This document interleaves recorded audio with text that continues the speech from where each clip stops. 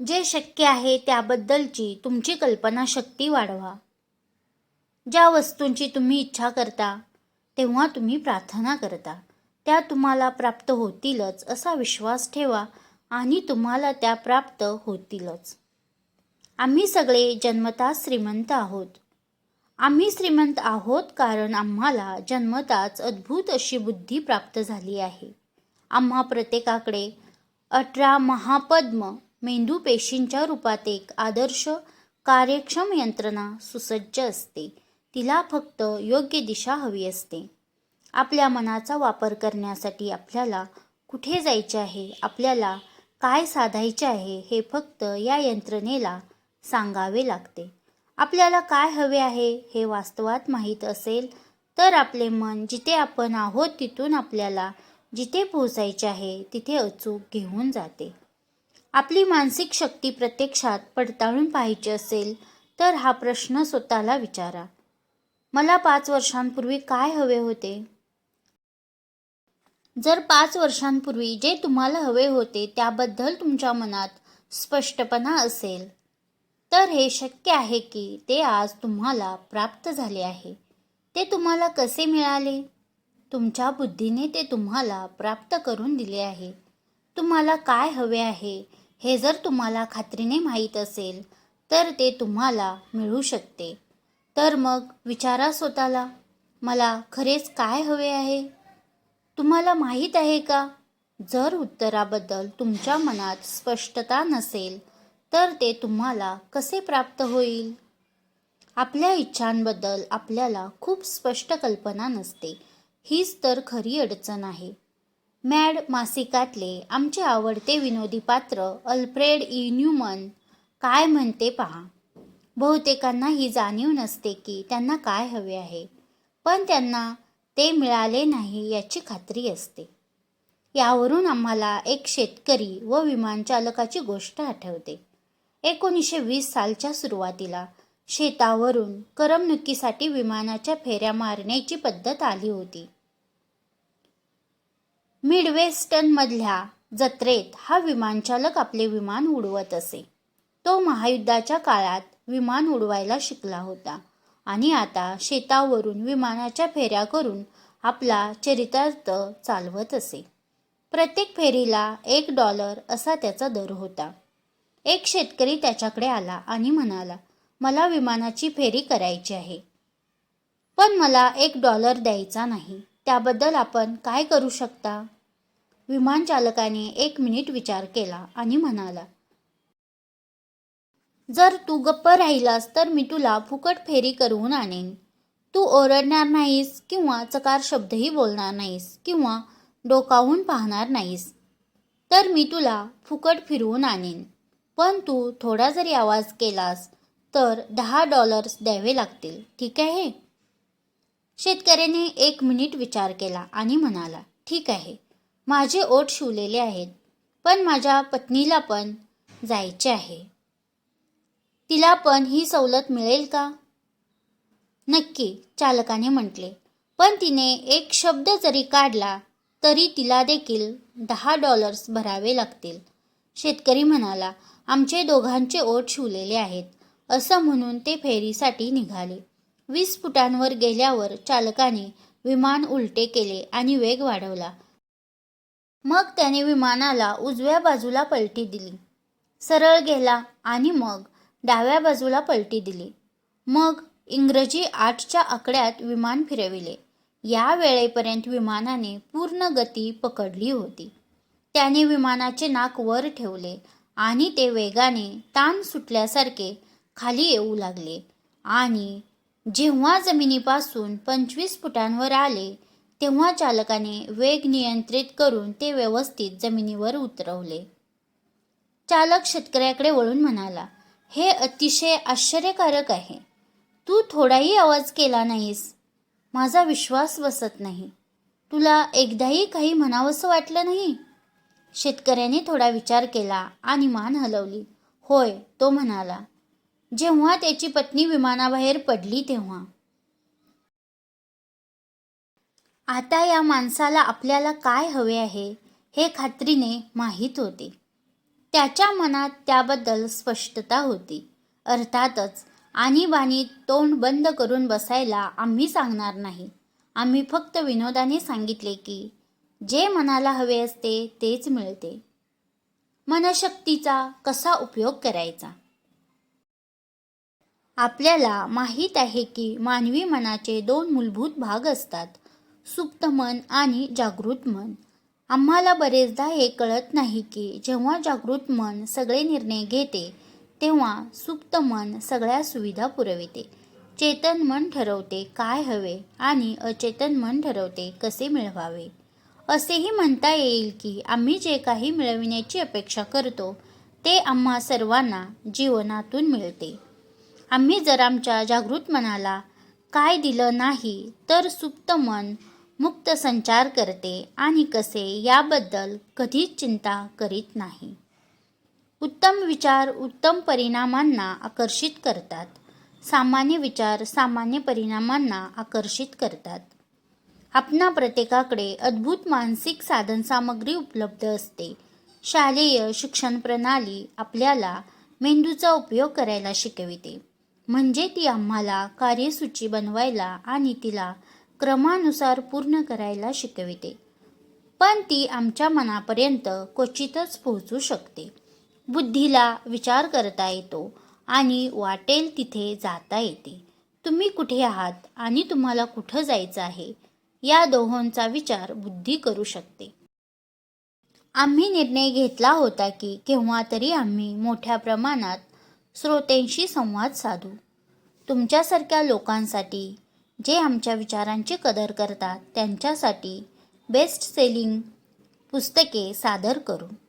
आम्ही आमच्या जागृत मनामध्ये या ध्येयाप्रती प्रतिबद्ध झालो आणि आमच्या सुप्त मनाने बाकी सगळे सांभाळून घेतले.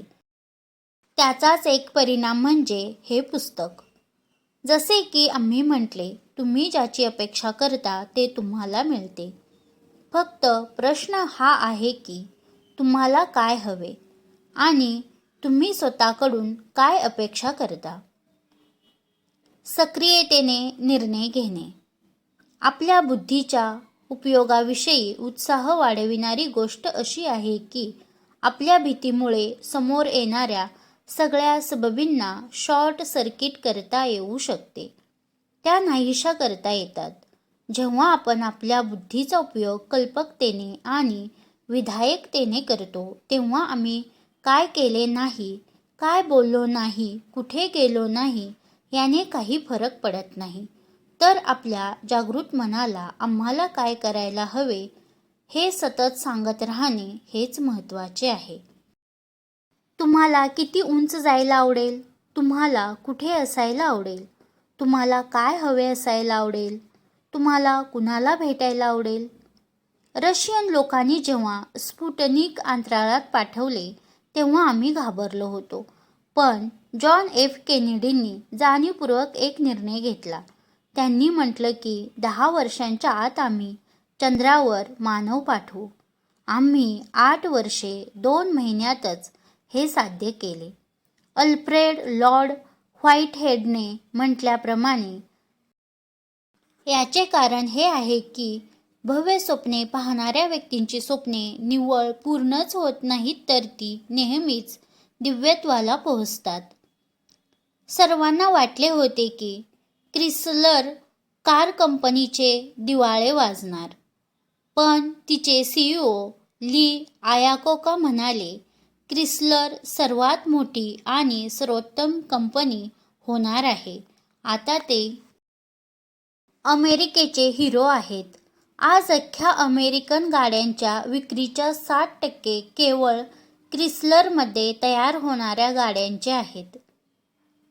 आयाकोका भव्य स्वप्ने पाहतो व ती साकार होण्यासाठी प्रोत्साहित करतो. जर आम्ही आपल्या जागृत मनाला योग्य दिशेने जायला उद्युक्त केले तर आम्हाला जे हवे ते आम्ही प्राप्त करू शकतो. सुप्त मन तिथे पोहोचायचा मार्ग अचूक शोधून काढेल. आपल्या ध्येयांना सुस्पष्ट आकार द्या. तुम्हाला स्वतःला केवळ हेच विचारायचे आहे की मला खरेच काय हवे आहे. कधी कधी मोठ्याने म्हणून सुद्धा मदत होते. लवकरच तुम्ही स्वतःला उत्तर देताना पाहाल, मला हे हवंय. जितक्या लवकर तुम्ही हे म्हणाल तितक्या लवकर जागृत मन व्यस्त होईल. अपेक्षित परिणामांच्या दिशेने तुमची वाटचाल सुरू झालेली असेल. तुम्ही ध्येय निर्धारित केलेले असेल. मला काय हवे आहे? मला जे हवंय ते मिळविण्यासाठी मला खरोखर काय करावे लागेल? हे लिहून काढा. ध्येये चुंबकाप्रमाणे असतात. ती आम्हाला त्यांच्याकडे खेचतात. ते करण्याचे एक वचन आहे. ते सुप्त मनाला कार्याला लावून देते. सुप्त मन वाकडे वळण घेऊ शकते. जर आम्ही काही छुपे भय मनात बाळगून आहोत आणि आपल्या सुप्त मनाला हे समजले की त्याच्या सबबी यापुढे चालू शकणार नाहीत, तर त्याच्याजवळ वापरायला अजून एक युक्ती असते. आपल्या ध्येयाचे ते आपल्याला विस्मरण घडवू शकते. आज आपण निर्णय घेतो की आपण कॉर्पोरेट अध्यक्ष बनू, पण उद्या जीवनाच्या रोजच्या धकाधकीत आपल्या जागृत मनातून ते ध्येय धूसर होत जाते आणि सुप्त मन पुन्हा मोकाट सुटते. म्हणून आपले ध्येय निश्चित केल्याबरोबर आपण ते लिहून ठेवावे. ध्येय लिहून काढणे ही दुसरी क्रिया. त्यामुळे हे निश्चित होते की आपण कृती केली आहे आणि ती कृती त्यामुळे कायमस्वरूपी बनते. हे एक भरीव पाऊल आहे. त्यामुळे सुप्त मनाला स्पष्ट संदेश मिळतो की आम्ही निव्वळ वेळ वाया घालवत नाही आहोत, तर आम्ही खरोखरच ध्येय प्राप्ती करू इच्छितो. हे लक्षात घेणे महत्त्वाचे आहे की आम्ही जेव्हा आमचे विचार लिहून काढतो किंवा त्यांची गणना करतो तेव्हा आम्ही फक्त विचारच करतो आणि ते शुद्ध करून कागदावर उतरवतो. जेव्हा आम्ही आमचे ध्येय लिहून काढतो तेव्हा आम्ही आमचे संपूर्ण मन त्या ध्येयाप्रती वचनबद्ध करीत असतो. जर कधीतरी मनात ध्येयाचा फक्त विचार केला असेल किंवा जरा जोराने पुटपुटलं असेल तर तो दुर्लक्षित होणे, डावलून पुढे जाणे किंवा विसरून जाणे हे सोपे जाते. पण जर ध्येय कागदावर उमटवले तर ते विसरून जाणे कठीण जाते. अनेक उद्दिष्टे लिहून काढा. अनेक लोक तुम्हाला तुमची उद्दिष्टे लिहून काढायला सांगतील, पण आम्ही त्यांच्यापासून वेगळे आहोत. कारण आम्ही तुम्हाला अनेक उद्दिष्टे लिहून काढायला सांगतो आहोत. फक्त 1 किंवा 2 उद्दिष्टे लिहू नका. डझनवारी उद्दिष्टे लिहा, कमीत कमी 101 तरी. आमच्यापैकी प्रत्येकाला भविष्याची रोजनिशी ठेवायची आहे, ज्यात शेकडो पाने उद्दिष्टांनी भरायची आहेत. अनेक उद्दिष्टे लिहिण्याची 3 चांगली कारणे आहेत.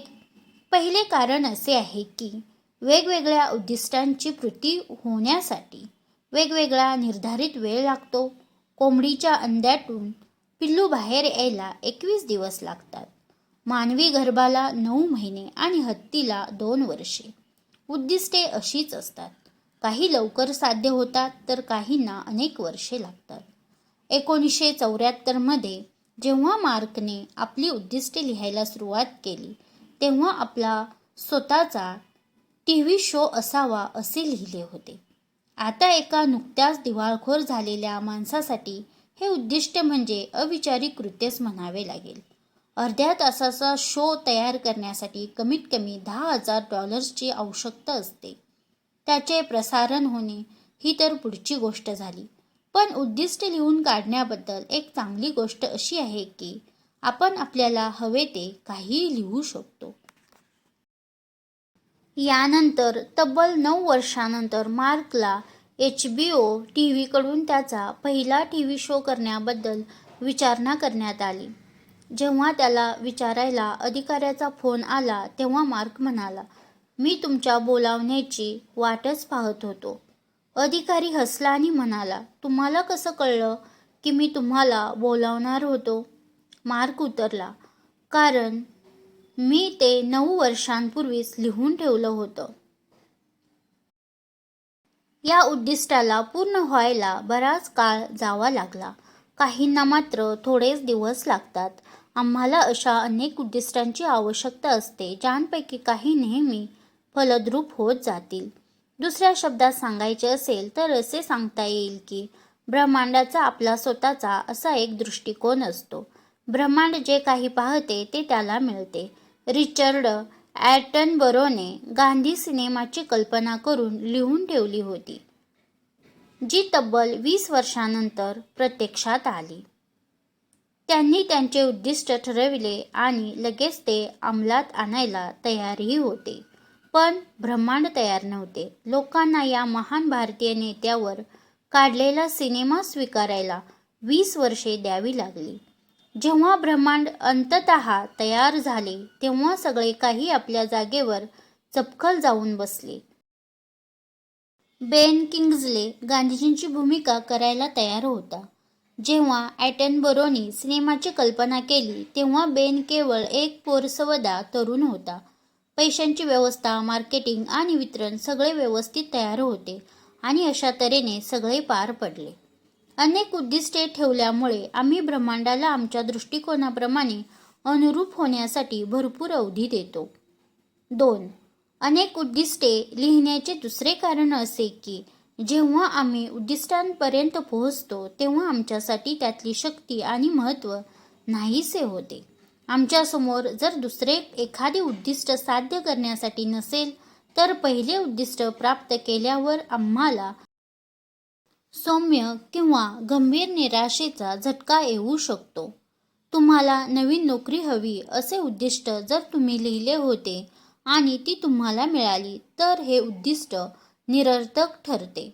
हे जणू काही एखाद्या जादूप्रमाणे आहे जे संपल्यावर त्याचा परिणामही संपून जातो. म्हणून जेव्हा आम्ही अनेक उद्दिष्टे लिहितो तेव्हा त्यातली काही जरी आम्ही साध्य करू शकलो तरी आपल्या सुप्त मनाला कार्यरत ठेवण्यासाठी अजून बरेच काही बाकी असते. 3. आपण स्वतःला कमी उद्दिष्टांपर्यंतच मर्यादित न ठेवण्याचे अजून एक कारण असे आहे की प्रचुरता, मुबलकता हा विश्वाचा स्थायी भाव आहे. तुम्हाला खरोखरच जे हवे आहे ते सगळे तुम्हाला मिळू शकते आणि त्यासाठी जर कष्ट करण्याची तुमची तयारी आहे तर थोडक्याची इच्छा कशाला करायची? वेस्टने उत्तम तऱ्हेने म्हटले आहे की कुठल्याही चांगल्या गोष्टीचे वैफल्य असणे अद्भुत आहे. मुद्दा हा नाही की लोकांना खूप जास्त काही हवे आहे, तर मुद्दा हा आहे की त्यांना खूप कमी हवे आहे. आपली उद्दिष्टे लिहिताना तडजोड करू नका. सिएटमध्ये मार्कला भेटलेल्या एका स्त्रीने उद्दिष्ट निर्धाराने तिच्यासाठी काय केले हे सांगितले. तिचा नुकताच दुःखद घटस्फोट झाला होता. ती म्हणाली, तिने मार्क म्हणतो ते ऐकले होते की प्रत्येकाने आपल्याला काय हवे ते लिहून काढायला हवे आणि त्याबद्दल तडजोड करायला नको. घटस्फोट झाल्यावर ती आणि अजून 2 महिला पहाडातल्या एकांतात गेल्या आणि तिथे त्यांनी एक पूर्ण आठवडा हे लिहिण्यात घालवला की एका आदर्श पुरुषात त्यांना काय विशेष गुण अपेक्षित आहेत. ती म्हणते की तिने बाकीच्या 2 महिलांनी लिहिलेल्या पानापेक्षा 5 पट पाने जास्त लिहिली. म्हणून मग त्यांनी तिची नक्कल केली. ती म्हणाली की बाकी सगळे काही लिहिण्याबरोबरच तिने हेही लिहिले आणि त्या पुरुषाजवळ एक लिअर जेट विमान पण हवे. दुसऱ्याच दिवशी ती एका व्यावसायिक बैठकीला गेली आणि तिथे तो होता. तिने म्हटले की हे काही अशा प्रकारे घडले की त्यांनी परस्परांना खोलीच्या आरपार लेझर किरणांद्वारे पारखून घेतले. काही दिवसातच त्यांनी विवाहबद्ध होण्याचे ठरविले आणि विवाहाच्या आदल्या दिवशी तिच्या होणाऱ्या पतीने तिला सांगितले, प्रिये, एक गोष्ट अशी आहे की जी मी तुला सांगितली नाही. तिला आश्चर्य वाटले आणि ती काय आहे असे तिने विचारले. तो म्हणाला, माझे वडील एका बँकेचे मालक आहेत आणि ते आपल्याला विवाहाप्रित्यर्थ पाम स्प्रिंग्जला जाऊन लग्न करण्यासाठी लिअर जेट घेऊन देत आहेत. इमर्सनने म्हटले आहे की आम्ही ज्यावेळी स्वप्न पाहतो त्याबद्दल दक्ष राहिले पाहिजे, कारण ते स्वप्न पूर्ण होणार असते. आमच्या मनात जेव्हा एखादी गोष्ट लक्ष्याच्या रूपाने येते तेव्हा ते त्या दिशेने पुढे जाऊ लागते. पण महान लक्ष्य ठरविण्यासाठी किंवा अगदी प्रेरणादायक लक्ष्य निश्चित करण्यासाठी कुठलीच जास्तीची किंमत द्यावी लागत नाही. जर तुमच्या पुढे अविश्वसनीय उद्दिष्टे असतील तर तुम्हाला अविश्वसनीय परिणाम मिळतील. जर तुमच्या समोर उद्दिष्टच नसेल तर उद्दिष्टांना निश्चित करणे हेच तुमचे पहिले उद्दिष्ट असेल. असाधारण उद्दिष्ट लिहा आणि तुम्ही असाधारण संबंध तयार कराल आणि असाधारण परिणाम निर्माण कराल. ज्यांनी नुकतीच सुरुवात केली आहे त्यांच्यासाठी इथे काही संभाव्य उद्दिष्टांची सूची देत आहोत. त्यामुळे आम्ही कशाबद्दल बोलतो आहोत याची तुम्हाला कल्पना येईल. एक जीवन वाचवा, कर्करोगाचा इलाज शोधा, ऑलिम्पिक सुवर्णपदक जिंका, आपला मौल्यवान वेळ वाचवा, मनाला समृद्ध बनवणारे टीव्ही कार्यक्रम बघा, स्पॅनिश, कॉम्प्युटरची भाषा आणि चिनी भाषा शिका, स्वतःला जास्त आकर्षक बनवा, वाचण्याचा वेग 3000 शब्द प्रति मिनिट वाढवायला शिका, आपली सर्व देयके भरा आणि कर्जमुक्त व्हा, $25,000 बचत करा, आर्थिक रूपाने मुक्त आणि आत्मनिर्भर व्हा, स्वतःसाठी आदर्श जीवनसाथी शोधा, 2 मुले असू द्या, आपल्या उद्दिष्टांबद्दल गुप्तता पाळा. जर तुम्ही नवे ध्येय निर्धारक आहात तर स्वतःच्या ध्येयांना जग जाहीर न करणेच उत्तम होईल. जर तुम्ही असे कराल तर दुसरे लोक त्यांचे छिद्रान्वेषण करतील. आम्ही सांगितल्याप्रमाणे सुरुवातीला तुमच्या स्वप्नांमध्ये 1-2 समाविष्ट करून घ्या, जे की तुमच्यासारखेच समविचारी आहेत आणि जे पूर्णपणे आणि विनाअट तुम्हाला सहयोग देतील. एकदा का तुम्ही एकामागून एक उद्दिष्टे साध्य करू लागाल व यशाचा आणि उद्दिष्ट प्राप्तीचा मार्ग तयार करू लागाल तेव्हा तुम्ही जगाला त्याबद्दल सांगू शकता आणि तेव्हा लोक तुमची स्वप्ने साकार करण्यात तुम्हाला मदत करायला पुढे येतील. 1984च्या ऑलिम्पिकला मुक्त व्यापारापासून फायदेशीर बनविण्याचे उद्दिष्ट पीटरने घोषित केले, ज्यामुळे काही लोक त्याच्याकडे आकर्षित झाले, परंतु बहुतेक साऱ्यांनी त्याची टर उडवली. पण जेव्हा ते $150 मिलियन कमवण्यात यशस्वी झाले तेव्हा त्यांनी अचानक लोकांची विश्वासार्हता गमावली. म्हणूनच जेव्हा ते बेसबॉल कमिशनर बनले तेव्हा प्रत्येकाला ही खात्री होती की आपल्या कामात ते जे काही उद्दिष्ट निश्चित करतील ते प्राप्त करण्यात यशस्वी होतीलच. जेव्हा त्यांनी सार्वजनिक घोषणा केली की बेसबॉलच्या खेळातून त्यांना मादक द्रव्य नाहीसे करायचे आहे तेव्हा त्यांच्यावर अविश्वास दाखवणारा कुणीही नव्हता. उभे रॉथ म्हणतात, अधिकार 20% दिला जातो आणि 80% घेतला जातो. एकदा तुम्ही आपली उद्दिष्टे साध्य करण्यात यशस्वी होऊ लागले आणि तुम्ही काय करताय हे लोक पाहू लागले की ते तुम्हाला असाधारण, अपूर्व, असामान्य आणि विशेष समजू लागतात. मुद्दा हा आहे की तुम्हाला जे करायला हवे आहे त्याबद्दल गवगवा करून उगीच निराशेला आमंत्रण देऊ नका. तुम्ही मूकपणे ते कार्य करा आणि परिणामांनाच त्याबद्दल बोलू द्या. तुम्ही जेव्हा आपली उद्दिष्टे साध्य कराल, जेव्हा तुम्ही उद्दिष्टे गाठाल तेव्हा त्यांना खोडून टाकू नका. जेव्हा आम्ही उद्दिष्ट प्राप्त केले तेव्हा आम्ही लिहिले, विजयी. खोडून टाकण्याचा अर्थ असा होतो जशी की बाजारातून आणायच्या वस्तूंची यादी होती जी सहज प्राप्त झाली. विजयी लिहिण्याचा अर्थ आहे आपल्या सुप्त मनाला असा संकेत देणे की ती खरोखरच एक सिद्धी होती. या व्यतिरिक्त आमच्या उत्साहाच्या पातळ्यांमध्ये उंच पर्वत शिखरे आणि खोल दऱ्या पण आहेत. जेव्हा तुम्ही दरीत कोसळता तेव्हा तुम्ही शिखरावर पोहोचण्याच्या अनुभवाकडे वळून बघू शकता. तुम्ही तुमच्या मागच्या यशाकडून नवीन बळ घेऊन नवीन, अधिक मोठ्या आणि जास्त उद्योजक शिखरांच्या अनुभवाकडे वळू शकता. उद्दिष्टे जीवनभरासाठी असतात. ते आमचे ऐच्छिक आणि तरीही अपरिहार्य उत्तरदायित्व असते. वॉल्ट डिस्नेने 50 वर्षांची उद्दिष्टे आखली होती. तो 1966 मध्ये मरण पावला. त्याच्या मृत्यूनंतर मायकेल आईसने डिस्नेचे कार्य सांभाळले आणि फ्लोरिडा, जपान व फ्रान्समध्ये थीम पार्क निर्माण केले. आईसने डिस्ने कंपनीच्या प्रत्येक भागाचा विस्तार केला. डिस्नेने कल्पना केली होती की आईसनरने हे लिहिण्यापर्यंत ते वास्तवात आणले. एकच उद्देश असू द्या. ध्येय महान असतात, पण ती अव्यवस्थित आणि अनिर्धारित असतात. झाडावरून झडलेली पाने जमिनीवर अस्ताव्यस्त ढिगांमध्ये पडलेली असतात. पण एका वाढणाऱ्या झाडावरच्या पानांचे ध्येय त्या झाडाला जिवंत आणि निरोगी ठेवण्याचे असते. एखादे बलशाली उद्दिष्ट हवे, ज्याने सगळा फरक पडतो. उद्देश आमच्या ध्येयांना अर्थपूर्ण करणारी अंतर्निहित दिशा देतो.